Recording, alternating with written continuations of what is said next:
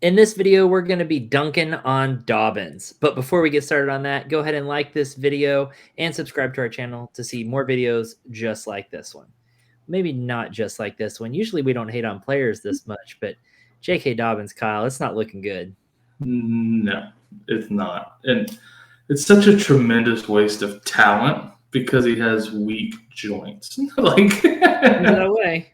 Like I don't know what's in that Baltimore water. We've been talking about it for years. Like not just his injuries, but you've had injuries to, Gus Edwards and now even Keaton Mitchell. Yeah, I don't know what's going on in Baltimore, but knees don't hold up. And then this year, JK with his Achilles. Like this guy has missed out of the last 4 seasons, he's missed the entirety of 2 of them, minus 1 game last year. He played 1 game last year. He played 47% of a game. He had minutes in a game. There you go. He had minutes in a game. So, yeah, he had minutes in 1 game between if you took 2021 and 2023, played 1 game. 2020, he did but 2022, he was in and out of the lineup, re-injured himself, came back too early from the 2021 injury. And then, this year with the Achilles, he's had 2 busted knees and a ruptured Achilles in a 4-season career. That's atrocious. It's no wonder he hasn't signed anywhere yet. Like, I saw he was visiting with the Chiefs, and it appears that they opted to re-sign CEH instead. Which is saying something. That's not a glowing, So I do think his days as a starter are long gone. If you have him in Dynasty, if I can get anything for him, I'm trading him. Anything at all. To me, he's in the clearance bin with Kadarius Toney and those types of guys. If I can get anything for him, gimme. So Darnell Mooney is another guy in that bin. Hell, maybe next week we'll do a clearance bin episode. I think that'd be fun. There you go. I might actually I think there's more upside to Darnell Mooney right now than JK Dobbins.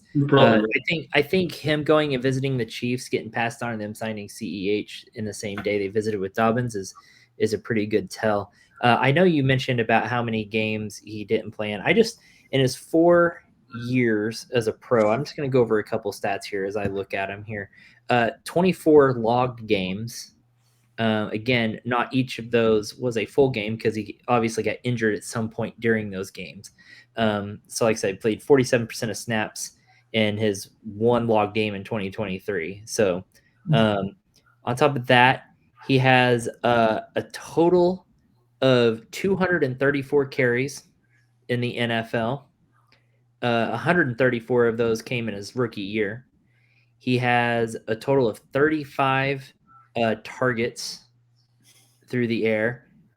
24 of those came in his rookie year, and 1 of those resulted in a touchdown there. He has more fumbles in his career than he does receiving touchdowns. So nothing about this just screams fantasy production to me.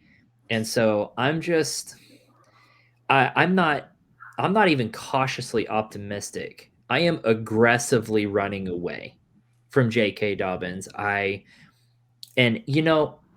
Gosh, prove me wrong. I hope he does. How great if he comes back and stays healthy and has a productive career from here on out. Lord knows he's fresh. He's not tired.